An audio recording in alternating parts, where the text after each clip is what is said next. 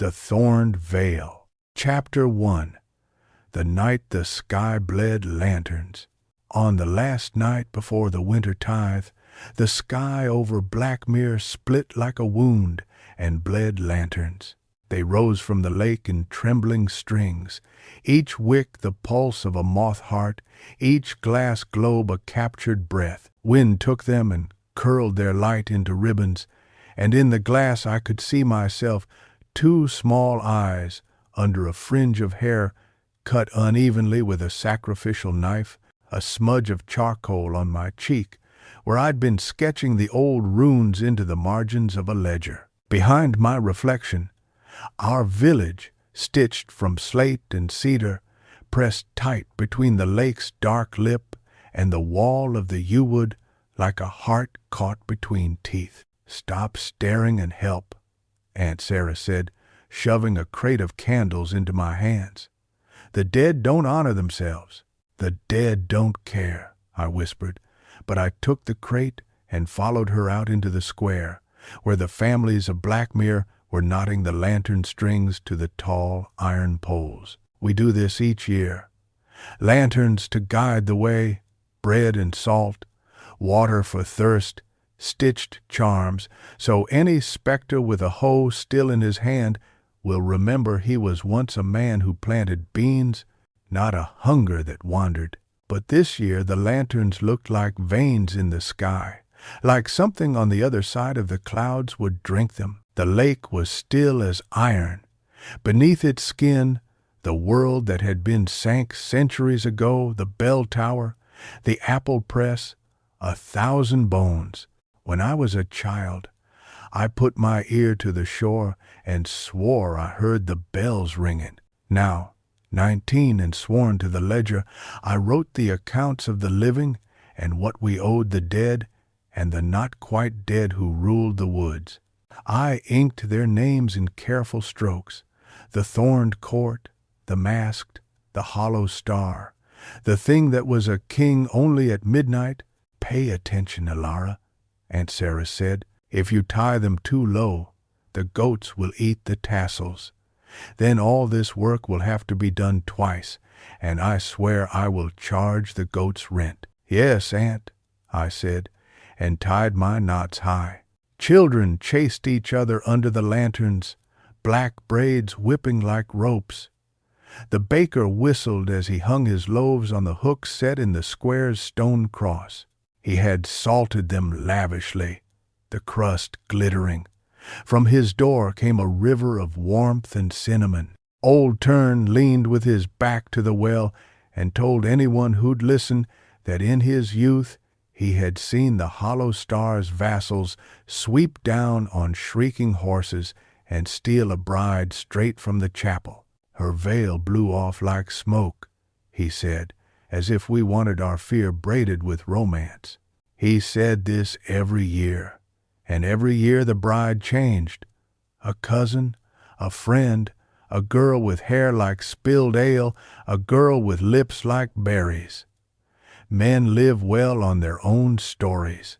Women live on the marrow of what is left. I know this because my mother died giving birth to me, and Aunt Sarah, who is too tired for myths, who keeps the accounts for the tithe, fed me bread dipped in broth and the truth spoon by spoon. "The tithe signs were doubled last rain," she said, the iron in her hair catching lantern light. "We'll be lucky if they don't take a man as well." "In Dazan, they prefer daughters," I said, and a bitterness I hid even from myself touched my voice. Her gaze went sharp. "They prefer debt," she said. "What shape the debt wears is not their concern." I licked my finger, smoothed a frayed bit of tassel, and made myself a ledger the way I do when sums refuse to add. "Here is what Blackmere owes this winter. Here is what we have: a ravaged harvest, a plague that visited in a whisper and left with 3 of our elders, a storm that sank Joan's boat. And then there is me, with my careful handwriting and my grandmother's old book of star runes, neither of which can be traded for wheat or peace." Sarah turned to the western road. They'll come at moonrise, she said, as if the moon were a clock and not a wound that sometimes refused to close. Ceres, I said, what if we— No, she said, before I'd said anything. No, Elara, you don't know what I was going to ask. Yes, I do. You were going to say it with your eyes if you didn't say it with your mouth. You were going to suggest bargaining. Bargaining is what a ledger is, I murmured. Not with them. She shifted the crate to her other hip. You can't bargain with a thorn hedge. You can't bargain with the lake when it's ice. What you can do is step carefully and not fall in and state agree. It's a Birianda. I thought of the star runes in my grandmother's book, the ones that made the air around my candle flame coil whenever I traced them with my finger. A breath caught in amber, a humming under the skin. My mother must have known them. My grandmother must have taught her, but my mother died before she could set any of them into my bones, and all I had was the book and a hazelwood stylus and a feeling that something slept in me like a deer curled under snow. The bells tolled vespers, 6 heavy notes that rolled into the square and startled the birds into silence. The last lantern string was hoisted. The children were gathered and counted, lips pressed together, eyes big with the delicious fear of being awake in the dark. Someone began a hymn. Ceres's hand found mine. I could feel the old scars on her palm, the small ridged lines from a life spent cutting nettles and counting coins until they bit. She squeezed. Whatever you do, she said, low and fierce, do not draw their eyes. It is a thing you can say to a girl whose hair shines too bright or whose laugh kicks too free. Keep the edges of yourself tucked in. Don't draw eyes. But I had never had to be told this. I had learned it from the lake and from the woods. We are small here. We live by being small. I thought of the boys whose tongues had learned to flatten jokes and of the women who wore dull scarves over beautiful hair. I thought of my own habit of stooping over my ledger as if my spine were a reed and the wind heavy. Then the wind rose, and the lantern's light braided itself into a new shape, a pale, twisting path running from the square to the road west. Inside, Sarah said, the word a push, and the villagers obeyed. Doors latched, curtains fell, bread and water and salt were set on thresholds with hands that shook. I didn't move, not because I wanted to defy her, but because a sound had roped me to the stones, the thump and hush of hooves. It came not from the road, as expected, but from the lake, like the lake itself had learned to walk. Elara, Ceres hissed, but when she followed my gaze and saw the black shapes shouldering their way out of the water, the hand that would have grabbed me fell back to her side. They came as if they'd been carved from the lake's own night. Horses with manes like fish bones and eyes like coins sunk too deep to fetch, riders in long coats that shed water as if it were rain on sparrow wings. Their bridles chimed soft, a sound swallowed by fog. They did not drip. No droplets fell from them. No puddles formed. Only the smell of iron and cold spread through the square. 10 riders, then 11. At their center, a man on a horse taller by a hand than the others, a man whose cloak was lined in something that remembered snow, a man who did not wear a crown and did not need to. He had a face that made you think of twilight over frost, beautiful like a bone smoothed by oceans, pitiless like a thing that had learned the art of hunger. His hair fell black as water past his collar. His mouth was fine and unsmiling. When he pulled off his gloves and tucked them into his belt, I saw his hands were marked with the pale tracery of scars, as if thorns had once grown there, and he had let them. Bread, Ceres whispered, and I moved without thinking, taking the loaf she thrust at me and walking, as if down a lamplight path, toward the riders. When I came close, the horse at the center blew a plume of white air from its nostrils. The man's gaze took me in with interest that was colder and sharper than a blade. Not lust, not even hunger as a man knows it, rather the attention a hunter gives the shape a deer leaves in snow. He watched the edges of me. He saw where they were tucked in and where they were not. "What is your name?" the man said, and the voice that came from his throat was not the voice of a man at all. It was the voice the woods makes in winter, or the lake under ice, a creak, a splintering, a patience. "Elara," I said. "Elara," he repeated, as a jeweler tests a stone in his mouth. "You belong to Ceres, who keeps the ledger." He said it not as a question, but as a thing the wind had told him. "I belong to myself," I said, "because sometimes the mouth is quicker than caution, and sometimes it needs to be." Ceres's breath gave a small, strangled sound behind me, but there was also a quiet I felt rather than heard ripple through the cloaked riders, the hush that comes when steel leaves a sheath or a bird snips its song. The man tipped his head the smallest fraction. "Do you?" It was not quite approval, not quite scorn. It was a hand laid flat on a scale. I held out the bread and salt and water the way the old gestures demanded. He set his palm over mine for a heartbeat, not touching the food, not taking, only letting the nearness weigh. The space between our hands was cold enough to numb. His eyes, I saw now, were not black but a very pale gray, almost the color of the winter sky when the sun gets lost. There were darker spokes in them, like cracks in lake ice. "You know the terms?" Ceres said, stepping up beside me with her chin raised so he would not see it shake. "Bread and salt, water. In return, the tithe and the peace." "But is the peace," the man said mildly, as if it were a folk tale. He raised his head and scanned the square that looked more abandoned than it ever had, every window a closed eye. "You call it peace because you have known worse." "Have you come to pick apart our words?" Ceres asked. She was braver than church bells. "No," he said, "we have come to collect them."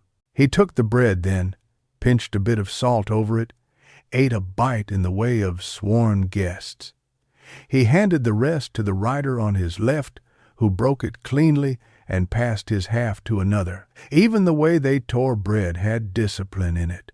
The man drank from the small clay cup as if the water were wine from a king's table. Then he set the cup down on the nearest window-sill as if he were putting a crown away. "Who speaks for Blackmere?" he asked. "I do," Ceres said. "Who writes what you speak?"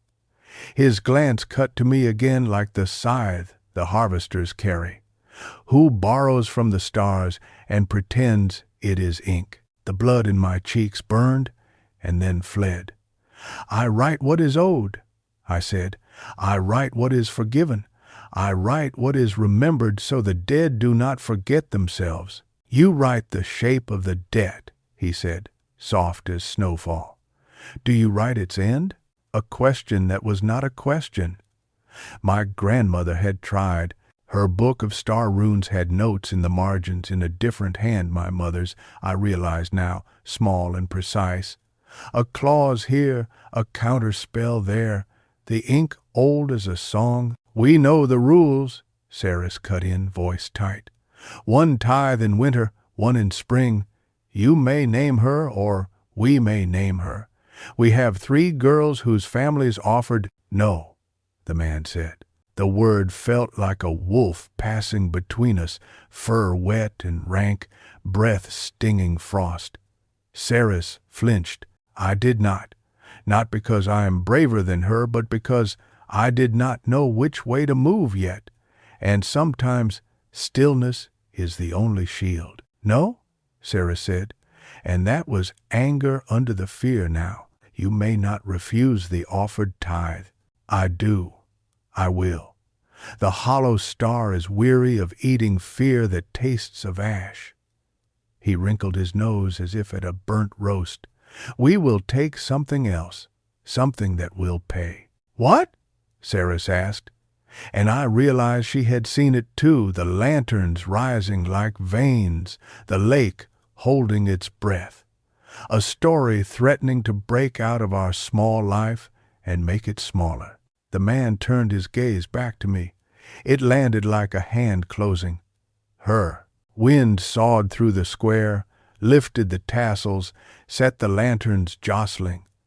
The sound the villagers made behind their doors was very quiet and very human. Ceres stepped in front of me so sharply she almost knocked me back. No, she said, she is sworn to the ledger.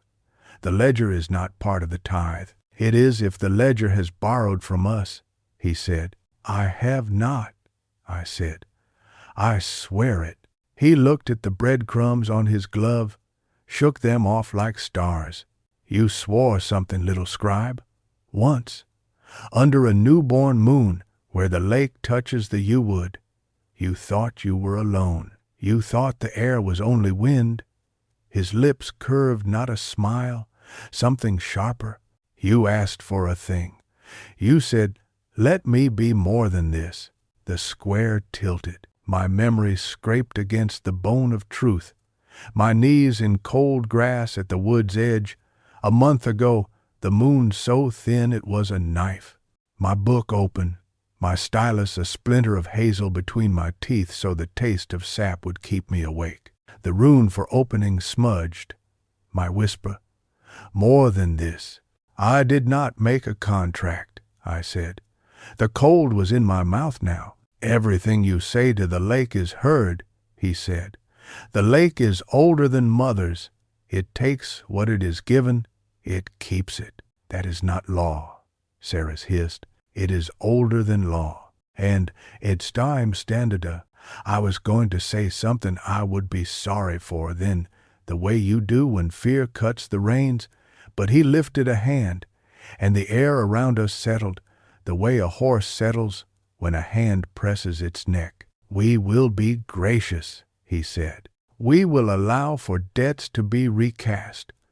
We will give you a choice, because the hollow star prefers bargains to theft, and because there is a glamour to choice that makes even the most bitter draught seem wine. There is a boar in the yew-wood that has killed 3 men. Bring me its tusk before I finish counting 3 winter nights, and I will take one of your offered girls instead. Fail, and you will come with us tonight. You can't ask that, Ceres said. The yew-wood is mine, he said, like a parent reminding a child of the shape of the world. You owe me a tithe. You owe me a girl. I prefer her. He nodded at me, as if approving a purchase.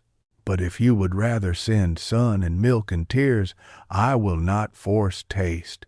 Ceres looked at me, and in her gaze I saw 1,000 nights she had named my fevers, the way she put mint in my tea because I bit the inside of my cheek when I counted, the way she had my mother's braid folded in a cloth bundle and pretended she did not. She breathed once, shallow, and in that breath I heard the shape of our lives, the winter, the spring, the price. Please, she said to me, not to him, stay. Let them take Joan's second daughter. Her family volunteered. There is no shame. There was no shame, truly. There was only weight. There was also the book I had read in secret, the page that said, you can't break a vow you made to yourself without making a wound that never heals. But this was not a vow. It was a whisper. And if the village broke under a boar's tusks because I chose to be brave, there was a different wound for that. What will you do with me? I asked the man. He did not blink. Teach you to name your debts, teach you what you are, put you to use. The words were not a threat and not a promise. They were a door. Aunt Sarah's fingers found the hem of my sleeve and held it.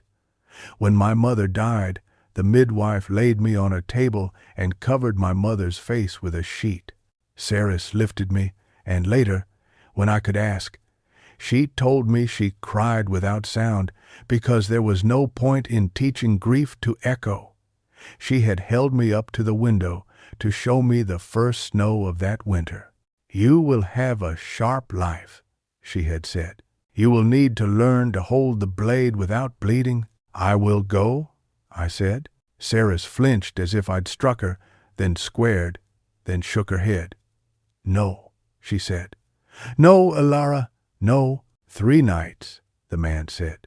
"No," I said to him. "Now." And the hush ran through the riders again, like a case of bees set carefully on a table. "Now," he repeated, that almost smile again. "You do not want a chase? You do not want a story like the ones the old man by your well tells, dangerous, foolish, very human?" "I want," I said, with a clarity that was like standing on ice and seeing your face looking up from the depths, "to choose a thing only once." I turned to Sarah and set my forehead against hers. Her skin was hot from fear. I smelled the rosemary she crushes in her palm when she is thinking too hard. "I am not a good seamstress," I whispered, "because humor is my last defense and because I knew she needed a small thing to hold in her mouth that wasn't your girl is gone. My knots are better for binding books than wounds. I will be a terrible wife for the hollow star." "The hollow star is not a wife-taker," she said roughly. "He is—" "Who is the hollow star?"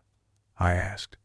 And I meant the man in front of me, and I meant the thing behind him, because we all know you never speak a king's true name unless you are his mother or his undertaker. There was a silence in which all the skins we were wearing, villagers, women, ruler, riders, rustled. The man tilted his head up and looked at the lanterns bleeding their light, then down at me as if he'd decided something. "My name," he said, "is Aethren."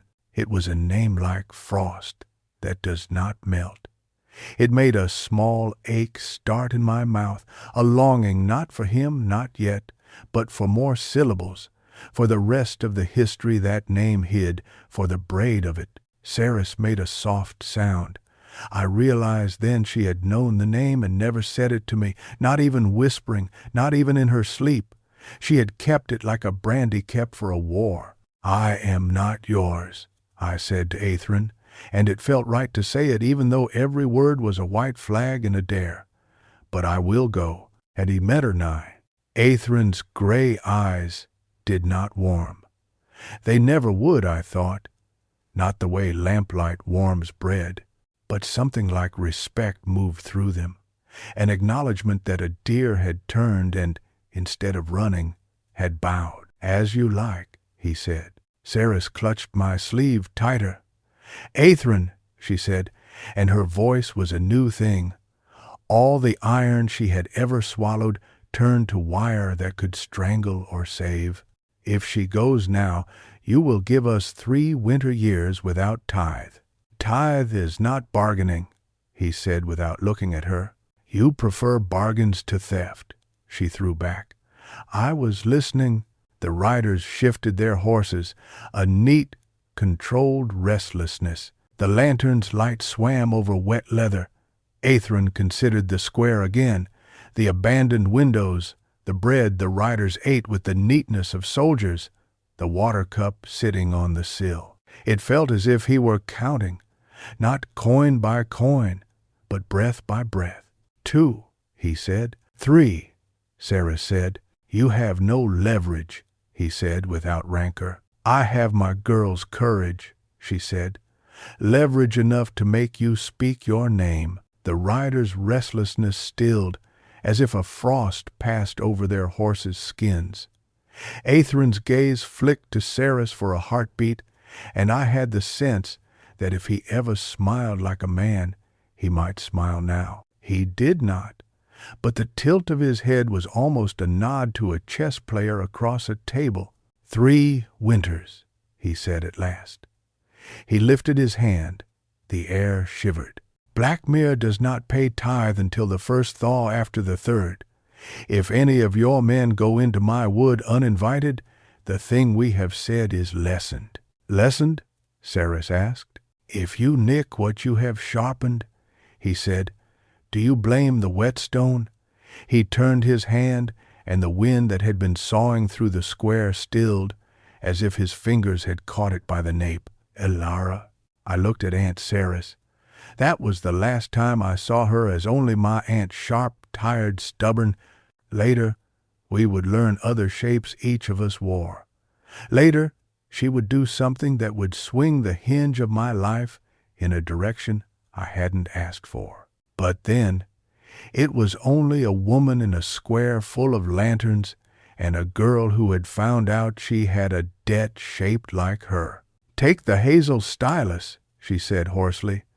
Take your grandmother's book. Books burn, Aethren said, with a little note of regret. They need not, but too often they do. I will not burn it, I said, and he did not answer because he did not need to. The lake keeps its own counsel. The woods keep their own rules. Men die between. Ceres thrust the bundle at me anyway. I took it. It felt heavier than it was, like a scale with a single feather on one side and a farmer's life on the other. Wear your mother's braid, Ceres said. She would have wanted. She stopped, because finishing would break her. Aethren extended his hand, not to touch me, to indicate the path the lanterns had made west, not toward the road, but toward the strip of shore where the lake kissed the wood. The riders parted and left a salt-gray avenue between their horses. He did not look at me to see if I would follow.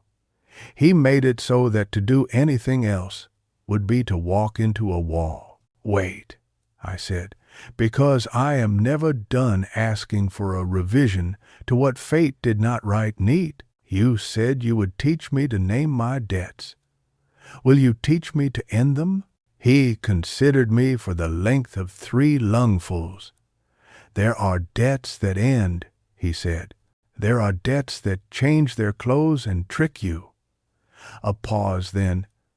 There are rulers who forget the first rule of rule, that you must pay for what you take. Do you remember? I asked. He looked at me like a lake looks at a rainstorm, that faint disinterest in the fact that something would enter it and become it.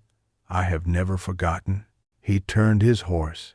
The riders moved with him, and the square seemed to tilt again the way a room does when someone opens a door in it you did not know existed, and wind comes through carrying a smell that reminds you of a forest you've never been to. I tucked my grandmother's book and my mother's braid under my cloak, pressed my hand to the ledger case at my hip, and kissed Ceres's cheek once. Tell old Turn, I whispered, because pettiness survives where love breaks, that if he wants a true story, he needs to stop adding brides. Ceres gave a little laugh that broke and kept breaking. He'll add one more tonight, she said. Let it be the last.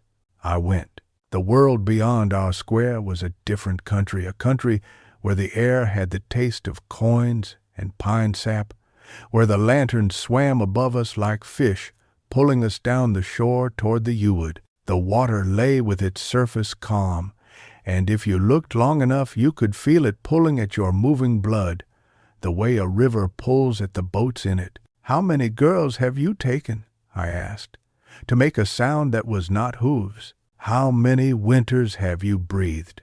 Aethren asked back. Enough, I said. Then you know the number, he said. I know the shape. Men like numbers.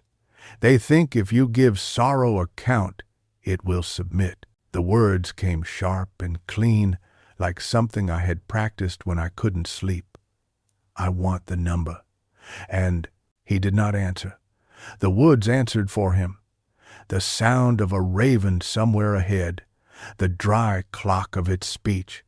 The yews press against each other in there until even the wind is a thin thing. When we stepped under their first boughs, the cold changed from the hard, honest cold of lake wind to the cold that smells of damp rot and the underskin of the earth.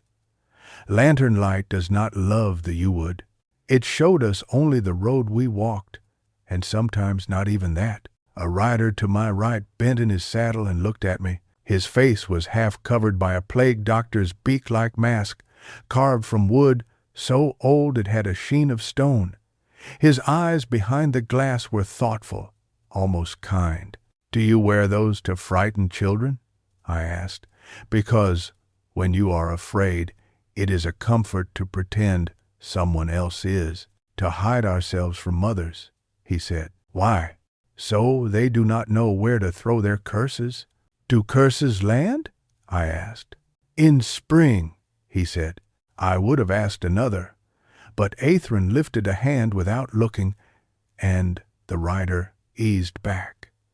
The path narrowed to a thread between trunks. The yews leaned in, and their boughs trailed an old wet smell like the breath of a sleeping beast too long asleep. The world of Blackmere, the bread, the bells, my aunt's laugh was already something I'd visit at night instead of live in. My heart tried to accept this and failed, and tried again. Something moved ahead, something too big for deer or boar. I stopped without meaning to. The riders did not. They closed me in, horses on either side, not touching me, not touching each other, but close enough that I could feel the absence of space. It is an art to ride like that, coordination like a knife that can shave a hair mid-air. Then the thing ahead stepped into the lantern light. It was a stag, or had been something like one, once. Its antlers were webbed with moss, as if the wood itself had woven crowns for it and forgot where it set them.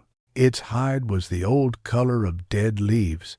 Its eyes were pale and blind as pearl. It opened its mouth and showed me too many teeth for a deer. It took a step. Its hooves were not hooves, they were hands, not human hands, something older. The fingers knotted and long, the nails grown into hooks. "Do not run," Aethren said, as purely as if he had placed a hand against my spine. "I am not foolish," I said. I did not add that my legs had gone to glass. The stag, no, not a stag, a thing that borrowed a stag's shape the way a thief borrows a coat-puffed air. The lanterns nearest it went out. It lowered its head and came toward me as if I were a salt lick. The riders did not draw steel. They did not need to. Aethren spoke a word that was not for human throats, a word with more edges than a room full of knives, and the thing stopped, blinked its blind pearls, and lifted its face to the lanterns as if asking them for an answer they could not provide. "You should not be here," Aethren told it. It made a sound like a thud underwater, and then it stepped back into the dark and unstitched itself into it. When it was gone, the lanterns near it burned again as if nothing in the world had been wrong. "What was that?" I asked. "Because curiosity is less noble than bravery and more useful." "A deer with debts," Aethren said. "The wood called them in." "Who calls yours?" I asked. He turned his face to me then. Lantern light slid along his cheekbones and went looking for a place in him to live. There was no such place. He was as welcoming as frost. "I do not borrow," he said. "You eat," I said. "That is borrowing from spring." His mouth moved, and for a heartbeat I thought he would smile as men do. He did not. "I remember why I made the pact with your mothers," he said instead. "I remember when the winter grew teeth, and the summer was so fat it could not move. I remember the first child given for the stopping of a plague. I remember the last woman who said my name with her mouth full of hate. Do you remember the first who did not? I asked. The question startled me, but there it was between us, breathing. He looked away, and something almost like discomfort skated across the smooth plane of his expression. I remember too much, he said. It is the only sin I allow myself. The path bowed and bowed again. We crossed a place where the earth had sunk and a black pool waited.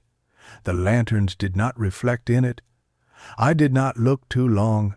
Sometimes, looking is a kind of invitation. When we came out of the wood, there was no there.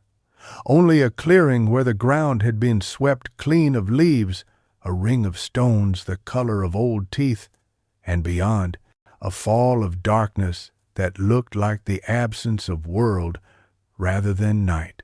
The riders dismounted there. They did it like the bread breaking smooth, together, as if they were the 10 fingers of a single hand. Only Aethren remained mounted a moment longer, and then he slid down. He was not taller than I'd thought, not broader. He had leaned so heavily on the idea of himself that I had forgotten there was a body under it. We will sleep here, he said. I thought you did not sleep, I said. We do not, he said. But there are things that must be done slowly. What things? I asked, and because I had been keeping all my fear in my mouth, it came out as polite. Binding, he said. Measuring. He glanced at my ledger case. Inventory. I sat on the nearest stone and pulled my grandmother's book from my cloak. The yew smell had threaded itself into the leather. I set my fingers on the first star rune, the one that looks like a hand cupping a small light, and felt my breath settle like a silted river. I have never known a man who could unmake my fear. A book can. A woman's voice in my head can. A memory of a warm kitchen and rosemary can. Aethren watched me as if there were a sum in me, and he was trying to find its units. The riders unstrapped horses, set a small, smokeless fire in a bowl of iron, placed their masks on their knees. One hummed. It was not a tune I knew. It was the hum that horses make when they think of grass. What will you do with me? I asked again, because we were in a different place, and sometimes the same question asks different answers in different rooms. I told you, he said. Teach me what I am? Yes. What am I? I asked. He knelt across from me. His cloak fell around him, and its lining showed white fur, I thought at first, and then realized it was not. It was something like fur and not fur, a texture grown from a creature that remembered winter differently than wolves did. He placed his gloved hand on the ground between us. His fingers were long and white, the scars on their backs like the pale roots of something that had grown down through his skin to anchor him to the earth. You are a ledger, he said, a born one. You write your debts and the world's debts whether you lift a pen or not. You have been adding and adding for 19 years. No one taught you to subtract. Can you? I asked. I can teach you to decide what to count, he said. That is the root of subtraction. And the end? There is no end, he said. Only payment. Is a. No stay. Even for rulers? I asked. He considered the fire for a time that was both a heartbeat and a winter. Especially for rulers, he said. I turned the pages of my book until I found the rune that looked like a braid cut and tied into a knot. The note in my mother's hand beside it said, not for breaking, for loosening. The difference is everything. I will not be your tithe, I said. And when I said it, I did not mean I would never pay. I meant I would not be eaten by the shape of the payment. It is possible to go willingly and still not be consumed. He did not nod. He did not say, "Good." He said, "You will be my apprentice." Andis may. The word slid into the clearing like a small animal and sat there watching me. Somewhere, in another world, a baker pulled loaves from an oven.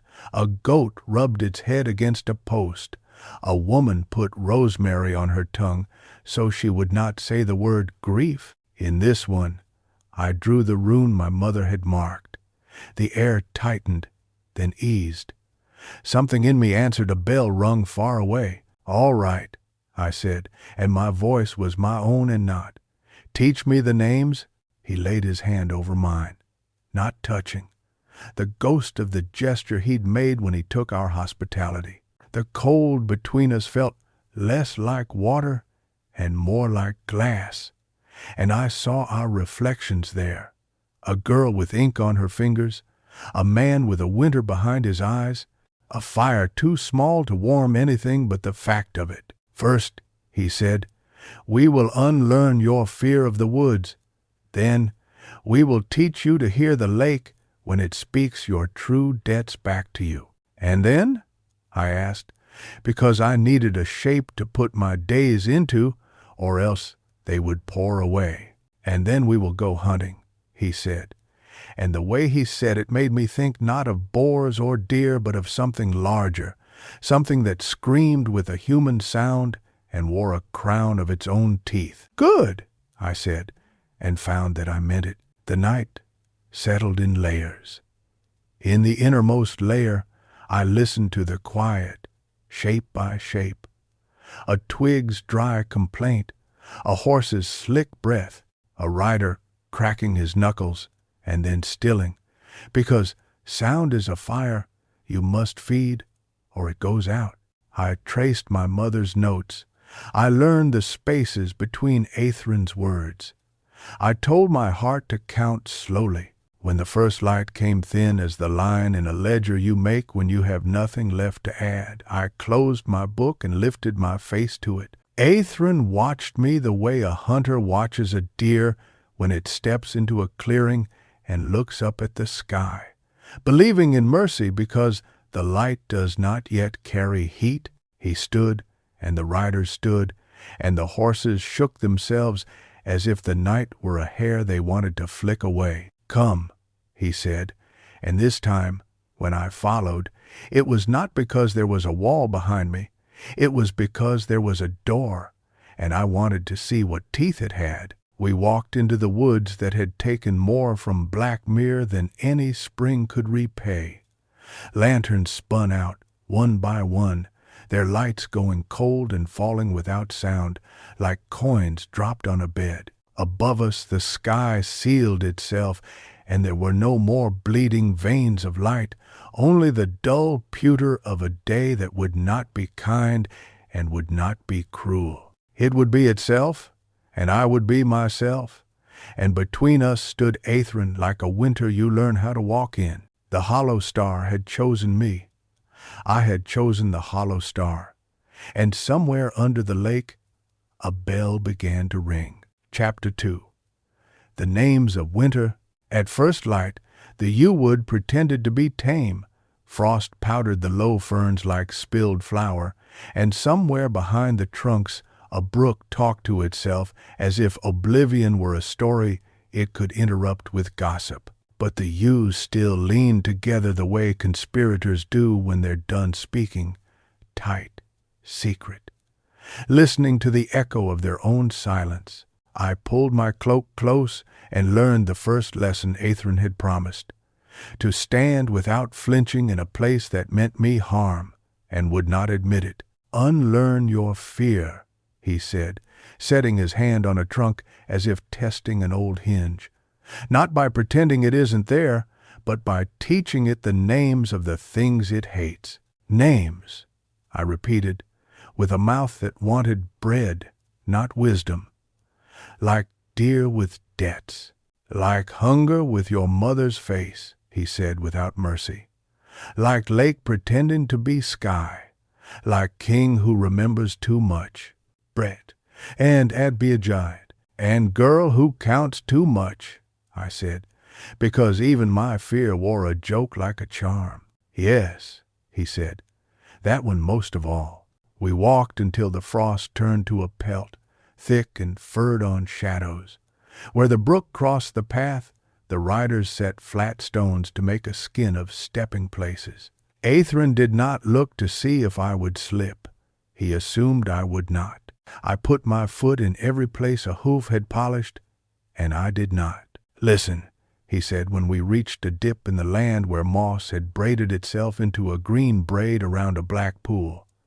Not with the ear you use for hymns, with the one you use for psalms. I knelt. The cold went through my knees as if the ground had been saving it for me. The pool's surface carried only a dull smear of sky. The lanterns, what few had followed us this far, were faint coins sunk too deep to fetch. I set my hazel stylus on the ground. I did not touch the water.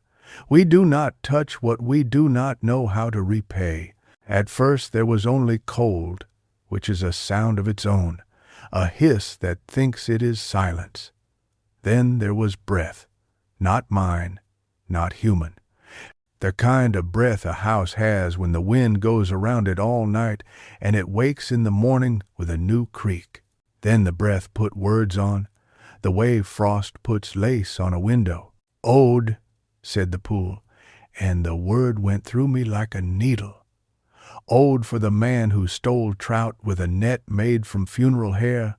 Ode for the woman who cut a yew bough on a Sunday and blamed the goat. Ode for the girl who set a candle on a sill and wished. Ode for the king who thought he could rule winter like a dog. It went on, and the ledger of it was too much even for me, who likes columns and neat sums. The pool said names I knew, names I didn't, names no longer worn by mouths. It said Ceres's once, very softly, and then it said mine as if tipping a coin to test its ring.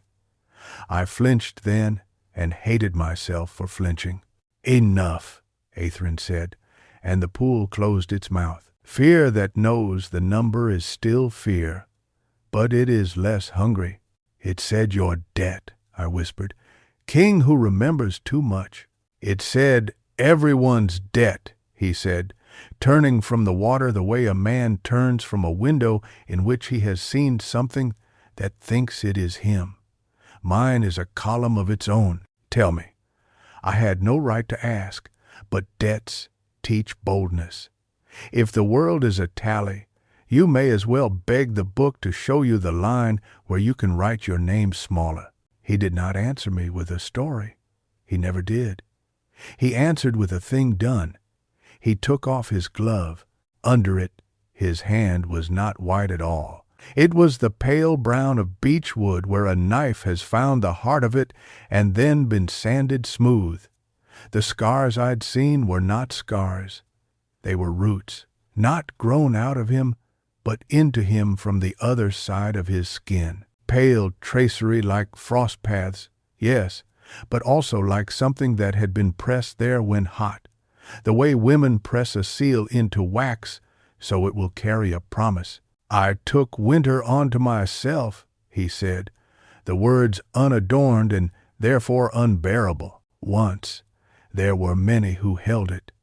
Then men died of arrogance, and summers drowned crops in sweetness, and none of the rules held because there were too many rules. Your mothers came to us with salt and said, bind it tighter. I said yes. You made the pact. I heard Ceres's breath in my ear from years ago.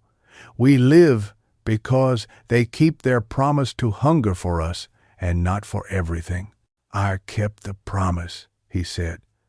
I keep it. That is my debt. I owe winter my memory. All of it? I asked. The question was childish and therefore true. All, he said. There is nothing I may forget without paying for it with something you would miss. Like tithes, I said, and my voice was ash dry. Or summers that taste like peaches and not like sickness. He put his glove back on with a care I did not know how to read.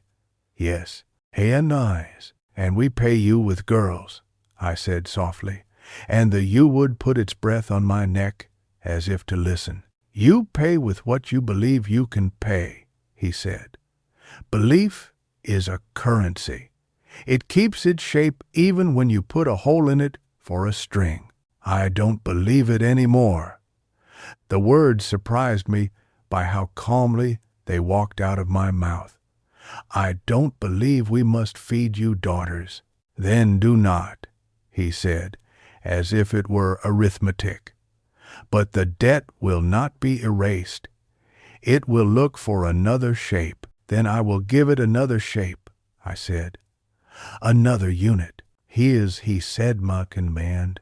He looked at me the way a man looks at a door he has walked through 1,000 years and suddenly finds a hinge he has never oiled. Not disbelief, not scorn, a careful attention that made the skin between my shoulder blades itch. You can rename a unit, he said. You cannot rename a law. I can decide what I count, I said. You said so. He said nothing to this.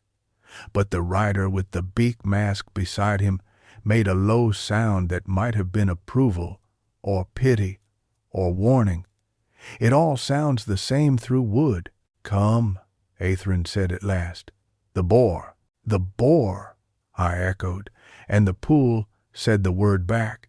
But under it I heard a different word entirely. Backlog. We tracked it by the places the ground remembered it against its will. Boars are not soft-footed. They carry their rudeness in their steps. The earth showed us every insult, every shove, every dig. Here a fern torn and not eaten. There a hawthorn root peeled back because the boar could. On the smooth shoulder of a chalky stone, a smear of dark hair that smelled like a cellar where apples had died. Why did you set us that tusk to fetch? I asked, breath smoking. If I was coming anyway. Because bargains are teeth, he said. Even if you do not bite, they remind you what your mouth is for. Would you have taken the other girl if I had failed? I asked. I did not need to ask, but I needed to force the air to carry the answer. No, he said. But you would not have believed me if I said so then. You are not in the practice of comforting, I said. I am not in the practice of lying, he said, and the frost snapped under us like brittle bones. We found the boar where the trees leaned back to give it room.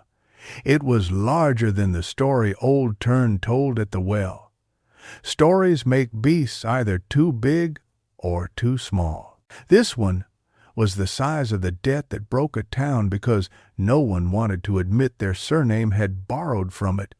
Its tusks were not ivory. They were yew, polished to a smoke sheen and veined like an old woman's hands. Its eyes were black pits the night had spilled into and not bothered to clean. It had scars that were not scars, that same pressed-in seal I had seen on Aethren's hand, but red and resentful. The boar saw us and stamped and blew misery out of its nose. Do not run, Aethren said again. I am still not foolish, I said. The riders fanned around the clearing with a neatness that made my teeth ache. Their horses did not like the boar, but they did not behave as if disliking a thing were a choice. Aethren stepped forward the way winter steps forward, with patience and the assumption that everything else will step back. King of wounds, he said, because even boars have names when the wood is speaking. Debt taken in tooth. Hear your tally. He spoke not to the beast's ears, but to the seal that had been pressed into its hide. It lifted its head. It was not listening with anything it was born with. It was listening with the thing that had made it a ledger that moved. This is a village's fear, Aethren said, and if there was contempt in him, it was not for the beast, but for the shape of it. 3 men dead and 3 stories told wrong and a dozen debts feeding the root of your tusk because they were not written where they belonged. Tell me the first name written on you. I ready. The boar jerked its head, as if a hand had grabbed its bristles and yanked. Its mouth opened, no sound. Then, slow, as if hauled up from a well with a broken pulley. Joan, of course, I said aloud, because if you cut a man's boat from its anchor, the river writes your name whether you drown or sell the wood. He stole the council's wood when the storm sank his boat. He thought need was permission. Need is not a signature, Aethren said, and the beak-masked rider's fingers tightened on his rein. Once, in agreement, I reached for my grandmother's book, not because a rune could fell a boar, because a rune could tell me which column to write in, so that when I did break a thing, I broke the right thing. The page I opened to was the one my mother had marked, not for breaking, for loosening. The difference is everything. That seal, I said, nodding at the red brand, thinking itself an injury. It is not law. It is a knot. Aethren's glance hit me and held. You are sure? No, I said, but I am willing. Willingness, he said softly, is the second sin I allow myself. What is the first? Memory, he said, and then he moved. So did I. The riders did not. They were the circle. We were the center. The boar charged the way debts do when they believe in their own momentum, full tilt, eyes down, certain that the world's spine will crack before they do. I did not run. I lifted the hazel stylus and drew my mother's knot on the air. The air noticed me the way bread notices salt, with a relief that might have been love if love were more practical. The line brightened, and then was not a line at all but a thread, fine as a hair and cut from a star.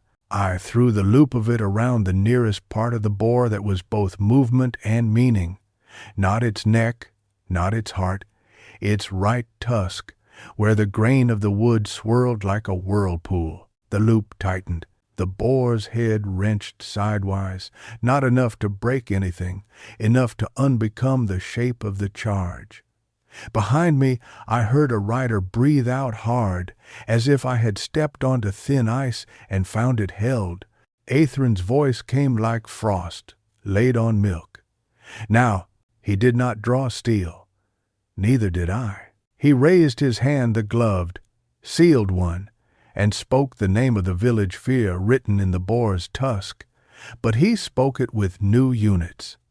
3 nights of watch, 3 bridges of stones over the brook where Joan stole trout, 3 seasons of bread left for the wood's hungers that are not mouths. You are owed, he told the knot. Be paid in hours, and in iron set where feet can cross, not in blood you do not know how to digest. The knot listened. Knots do that. We forget because we like the drama of cutting. It loosened. The seal on the boar's hide softened, went from red to brown, from brand to bruise, from bruise to nothing at all. The boar stumbled as if drunk on a sudden lightness it did not know how to carry. It shook its head.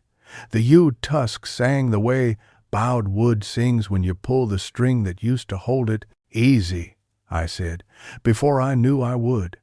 Not to the beast, to the debt. The boar froze. Its black pit eyes found me as if they were coins and someone had turned them so the face caught light. It lowered its head slow, unwilling, a king at a scaffold. It pressed one tusk to the frost until the cold bit it thin and brittle. Then it turned its head and pressed the other. The tusks cracked, not broken off. Shed, they lay on the frost like 2 pale moons fallen into fur. The boar's mouth opened. It made a sound that had never been meat.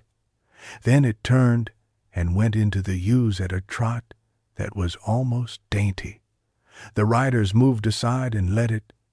Their horses didn't like it. They liked the leaving better. I picked up one tusk. It was warm from effort, not from blood. It was heavier than it should have been, and light where weight would have made a different story. Aethren bent and took the other.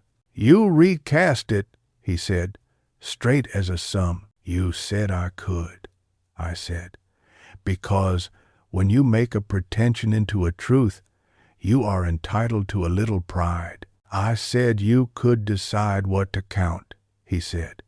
"You decided what to pay with." "It will hold?" I asked. 3 bridges, 3 watches, bread for beasts without mouths." "It will hold," he said, and the way he said it made the frost stop trying to climb into my boot. The riders shifted their weight as if a measure had been changed, and they would prefer to be told about it before the next bar. The beak-mask rider made the low sound again that might have been a blessing this time, or a relief. Their hands did not leave their reins. "You do not stop being ready because a girl untied a knot." "Now what?" I said, breathing hard. The cold bit my lungs and wrote its letters on them. "Do I put the tusk on a cord and go shake it over Ceres's head?" "You bring it to the court," he said, as if I had asked if bread were for eating. "You present your units. You survive what happens when a law notices it is being moved." "What happens?" I asked. He considered the use for a heartbeat. "Usually," he said, "it bleeds." "Me?" "Everything," he said. We walked back through a wood that had been changed without being changed. The yews did not lean less. The frost did not thaw. But the black pool we passed breathed a little easier, and in it I heard new names written with new measures. 6 hours of watch paid by a boy who had never held anything heavier than a spindle, a loaf of fine-spun white bread, a woman set on a stone, even though her husband would cry because she had used his good flour, a bridge of stones that once were her father's grave and now would be the place a child crossed to go to school. The pool said, "Paid, paid, not yet paid." Almost. At the ring of old teeth stones, the court was waiting. They had not been waiting when we left. I would have known. But now they were there the way storms are, all at once, and as if they had always been. The riders stood aside. Aethren came to my shoulder and did not touch me.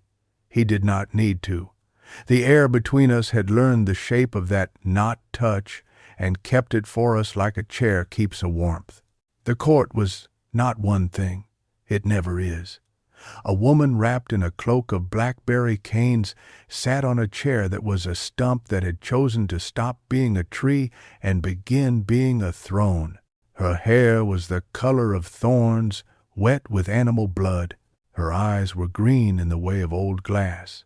The color remembered something that had happened to it when it was sand. A man stood beside her in a mask carved from beech, but his neck and hands were covered in small feathers, the color of a winter pond slate, pewter, occasional flashes of reckless blue when he moved. Behind and to the right, on a stone, a shape that looked like a girl 10 years old and a woman 10 centuries old sat side by side and shared the same bones. "We smell bread," said the blackberry woman, and the briars in her cloak lifted at their tips as if they would like to pet me. "You smell the idea of bread," Aethren said, and the respect in his tone was the kind you give a knife that has already cut you. "The payment unit is changed." "Changed," the feather-necked man murmured. "You speak as if the law is a dress on a hook." "It is a dress on a hook," Aethren said. "It is the body under it that bleeds." The child woman turned her head to me. The 10-year-old part of her smiled, gap-toothed and terrible. The 10 centuries part weighed my wrists as if it were deciding where the shackles would chafe least. "Come," she said, "show us your embroidery." I stepped forward and held up the tusk. It was lighter now that it was mine. It had lost the weight of everyone else's story. This was a debt, I said, and the words were steady because my fear had learned their names. The unit was flesh. I have recast it in hours and iron and bread, defies. Bread, the blackberry woman said again, tasting the idea like a berry that might be wormy. Hunger that is not a mouth must be fed, I said. You were feeding it flesh because you were lazy. Flesh is easy to count. It does not mean it is right to use. If Saris had been there, she would have put her hand on my shoulder blade and pressed down. There was no hand. There was only Aethren's not touch cradling the air, and the rider's quiet, and the ew's breath thickening to hear better. You call us lazy, the feather-necked man said mildly. I call you old, I said. Old enough to confuse habit with law. He failotema, and high he was sake he was see was high be of man. The blackberry woman smiled then, slow, like a thorn choosing which bit of skin to enter. You are the ledger, she said, the born one, on your mother's blood. My mother is dead, I said. Her blood is wherever bread rises. Then on your own, she said. Count for us, little ink. How much will you pay for the sleep of your village? 3 winters, Aethren said, because that had already been written and payment is quieter when it rests on a line already inked. 3 winters without tithe, the child woman murmured. What will you do for us when spring shakes herself and remembers you? I will come, I said. Each thaw. I set the tusk down on the nearest old teeth stone and heard it ring just shy of a chime. I will bring a ledger, not a girl. And what will be written in it? The blackberry woman asked. Hours and iron and bread. Songs, secrets, hands? She glanced at Aethren's glove, and the briars in her cloak shifted, restless. What is owed? I said. And who decides? The feather-necked man asked, very softly. I do, I said, and my breath left my body and went into that answer and did not come back for a long time. I count, I subtract, I decide the unit and its shape. There was a hush then that was not silence. It was the sound the world makes when it sees the line someone has drawn and tries to decide whether to erase it with a thumb or take a knife to it. The child woman's eyes narrowed. The blackberry woman leaned forward. The feather-necked man lifted a hand and lowered it again without moving anything. You ask, the blackberry woman said at last, to take winter's abacus into your human hands. I ask to take Blackmere's, I said, but I will count where the numbers meet. And your payment? The feather-necked man asked. I will carry some of what he carries, I said, before I could lose the right to say it. I will remember for him. 2 a.m.s. Aethren moved then, not much, enough for the riders to draw a breath together that a horse would hear and understand. No, yes, I said. You cannot survive it, he said, like a man handing a woman her own throat, so she will know what not to do with it. I will not survive what you do if I do not, I said, and my voice broke on the we of it, because a ledger is not supposed to take a side, and mine already had. The blackberry woman's eyes went very green. The briars lifted, pleased. Ah, memory is the law, Aethren said. It is the law's blood. If you take it into you, I will loosen it, I said. Not break, loosen. The difference is everything. The riders stood very still. The beak mask turned his head, perhaps to better hear. The child woman slid off the stone, walked to me, and put her hand on my chest. Her fingers were warm and light as cat paws. The 10th century part of her smiled with age that could have put thrones to bed. "Show us," she said. I opened my grandmother's book to the knot again.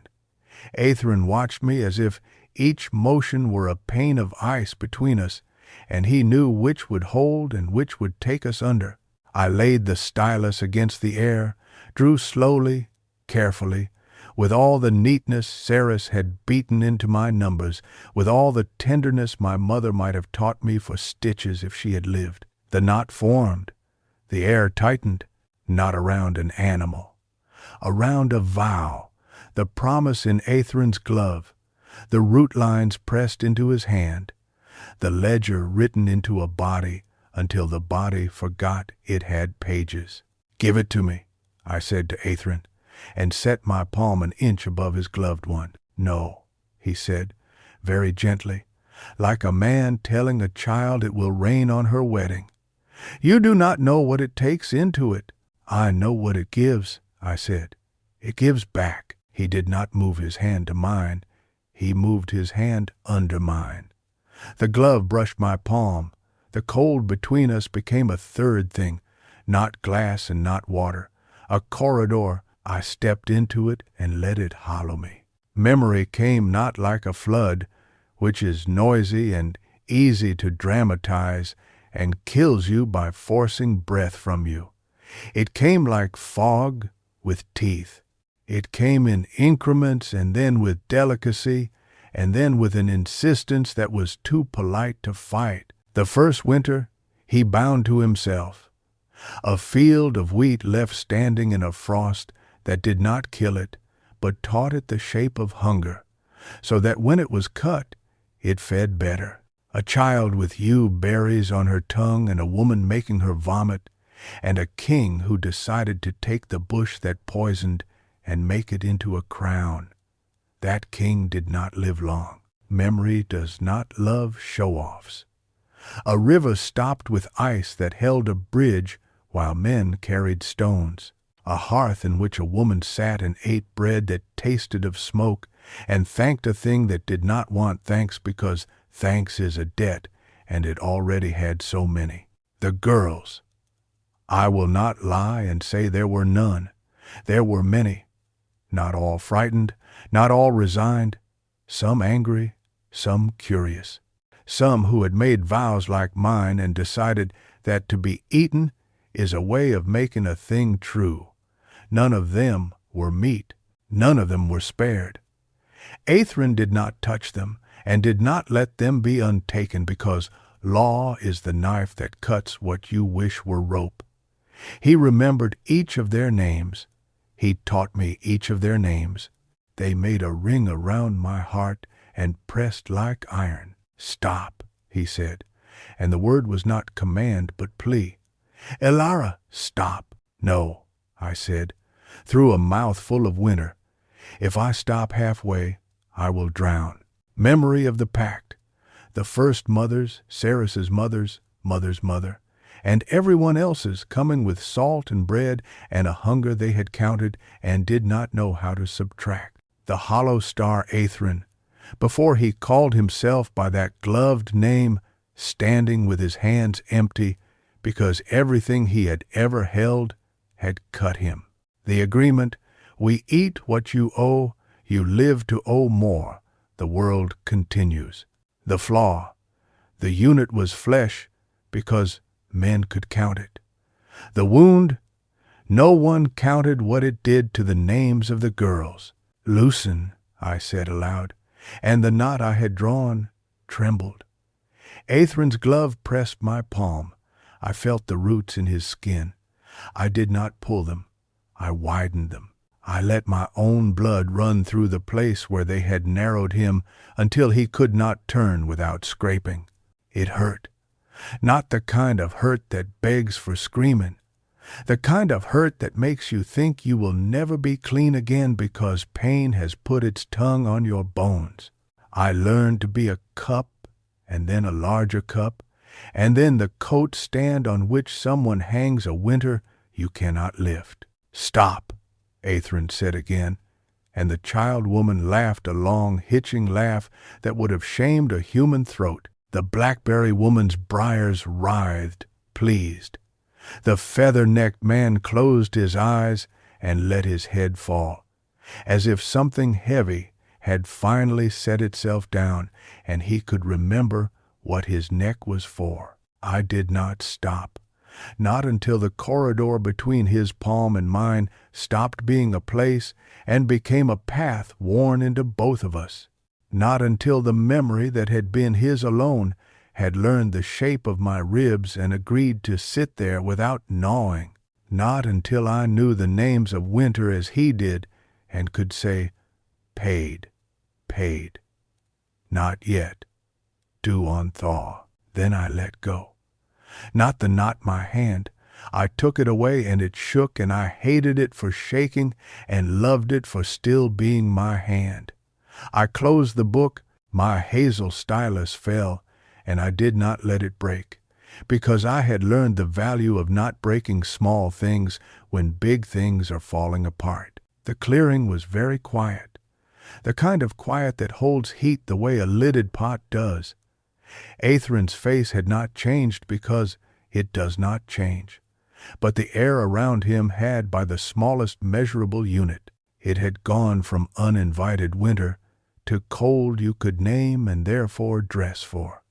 He looked at me as if I had put my finger under a nail, and he could not forgive me and could not stop me. "You fool," he said, and in his voice was reverence, which is a kind of hate. I loosened, I said, because I had to say something or I would vomit names. "You did," he said.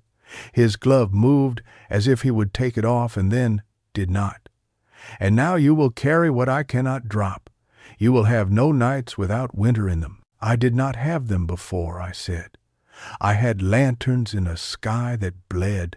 The blackberry woman's briars lay flat on her cloak. "Sated. Payment," she said. "Accepted," the feather-necked man said softly. The child woman went back to sit on her stone and watched me with her 10-year-old eyes, which saw mud in the shape of my mouth and the way my hair had come loose in a curl, and how much of my fear was pretending to be pride.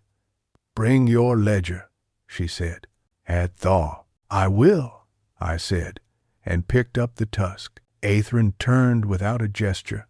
The riders moved as one. The court did not leave. Courts do not. They sit and sit and sit until they are the furniture they insist they are not, and then one day the house is a ruin and they are still sitting, and a mouse builds a nest in the blackberry woman's cloak. I put the book in my cloak and told my legs to go. We did not speak until the trees thinned to a skin and light lay on the ground like an unrolled bolt of pewter. Then Aethren said, "What you have done cannot be undone." "I know," I said. "You do not," he said. You will dislike me for not stopping you." He has marked. "I already disliked you," I said, and felt a laugh shake out of me like a loosened stitch. "It is how I know I am not bewitched." "I do not bewitch," he said. "You occupy," I said, and his silence conceded the point. We came to the shore where the lake kissed the wood. The sky was a flat blade. The lanterns had stopped bleeding hours ago. A few lay cold on the stones, round as eyes that had watched too much. Across the water, Blackmere was a line of roofs, a brushstroke. Somewhere in it, Ceres was holding a braid and talking to it because I was gone, and sometimes you have to talk to hair. "Come home," I whispered, and did not know until I said it whether I meant it for my village or for myself or for a debt. "We will go," Aethren said. He did not say to collect his due. He did not need to. We both carry what we carry. We crossed by the path the lanterns had made, not with their light that was gone, but with their memory. Water bears what you have asked it to bear if you have paid for it. We had, the riders' horses did not wet their fetlocks, and did not behave as if this were impossible. They behaved as if it were the cost of being horses in a story that had chosen them without asking.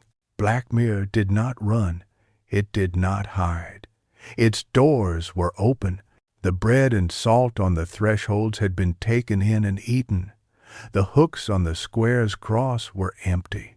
Sarah stood under the bell with her chin up and her hands at her sides and her mouth pressed flat, so the shape of grief would not nibble out of it and make her smaller. I will spend the rest of my life paying for the way she looked at me then. It was a poor woman's jewel, a thing too valuable to wear. I brought you a tusk, I said, because if you do not open with humor, you will open with apology, and that is salt on a wound you hope will not scar. She did not scold me. She did not embrace me. She took the tusk and weighed it as if it were a loaf, then set it on the well's lip and put her hand over it. 3 bridges, she said, eyes on me.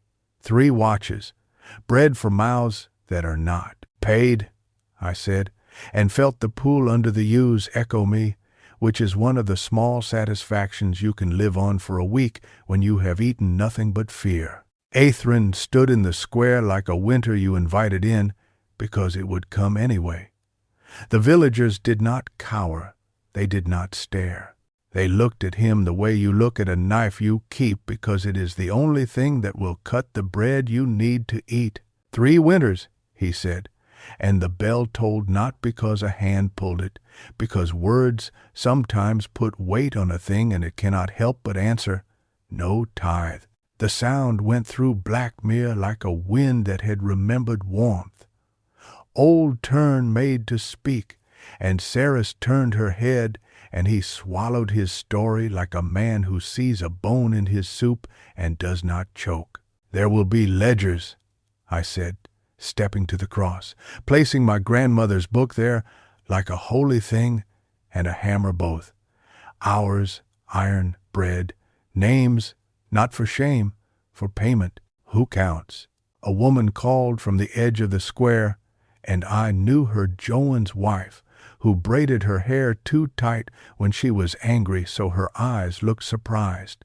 Who says what my hour is worth? I do, I said, and waited for the resentment.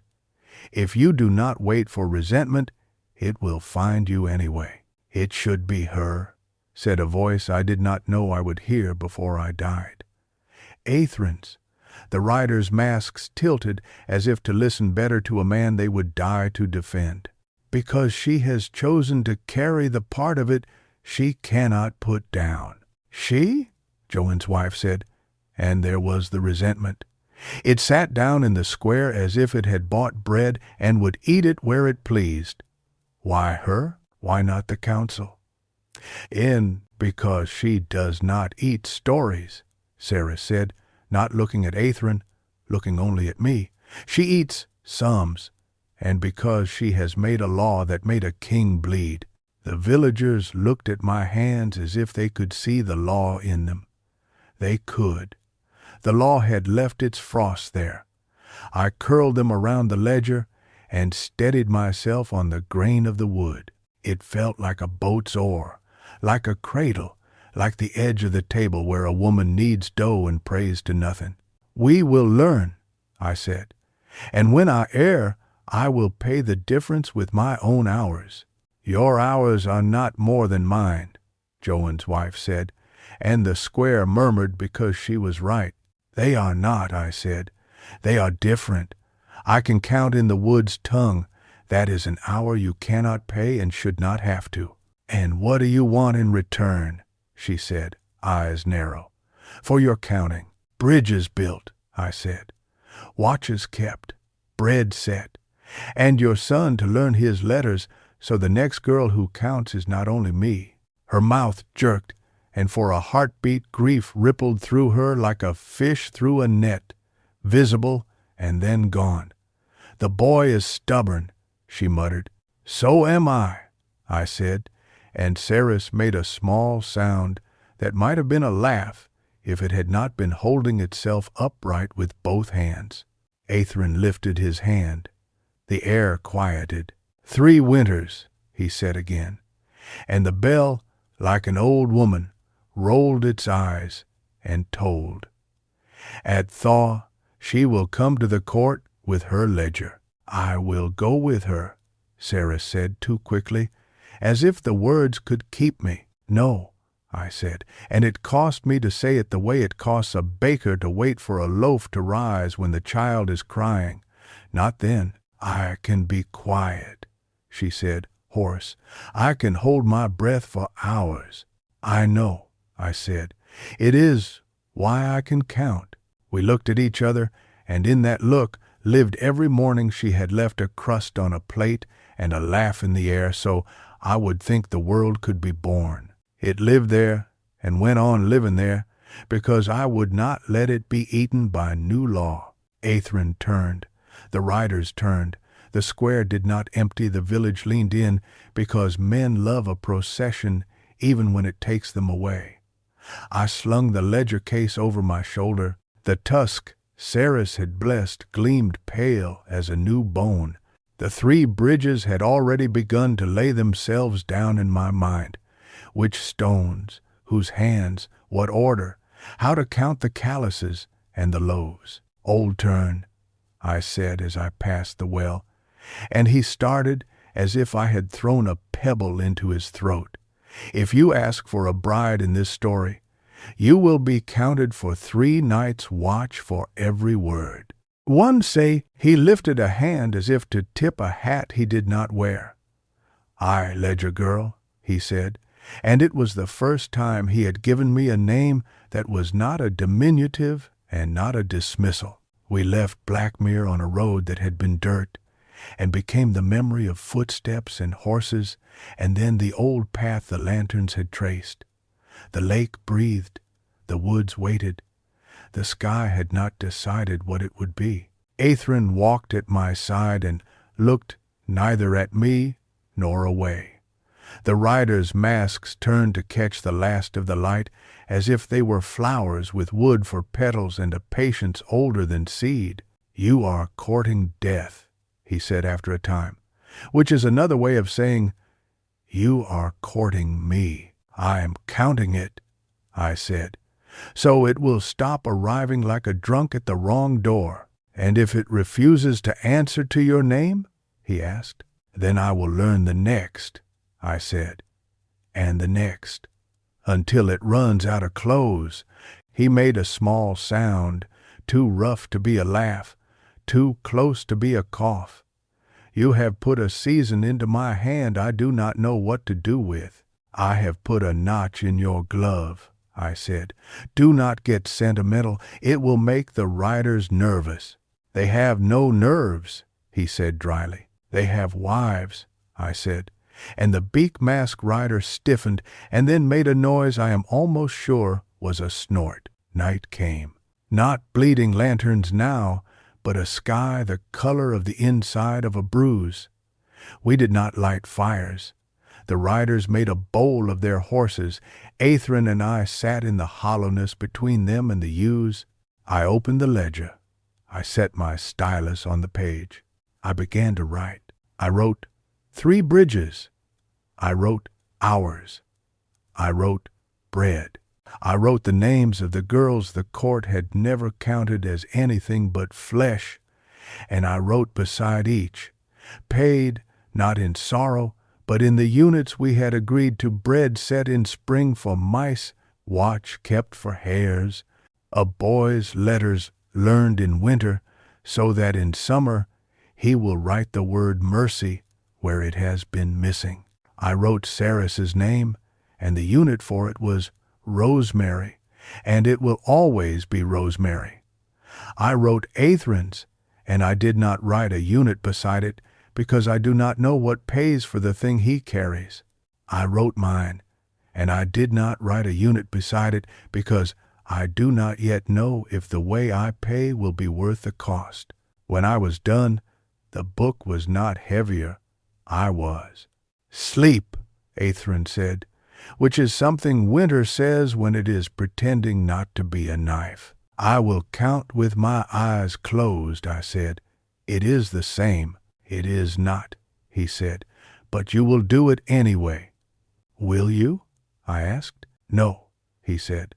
I do not sleep, I keep his light.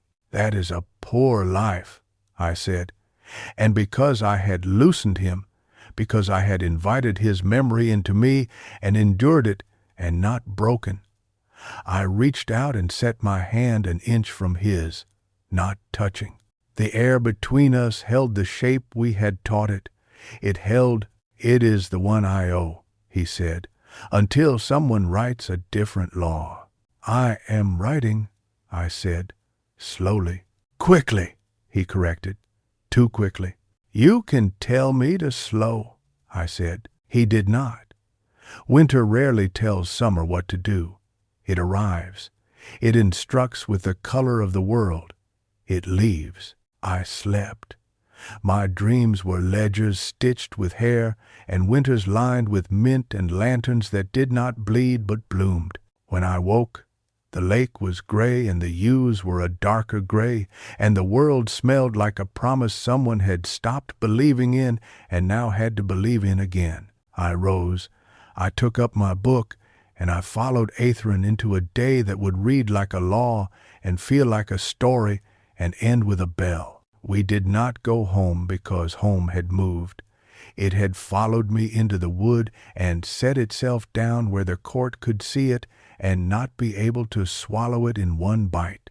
We walked, and where we walked paths learned their names. Behind us the three bridges rose stone by stone, hand by hand, watch by watch, loaf by loaf. Ahead the court sat in its ring of old teeth and made a space for a ledger. Beside me, Winter remembered and did not have to carry all of it. When we came again to the pool, it breathed on my fingers like a small animal that had decided someone might feed it and then did not decide against it.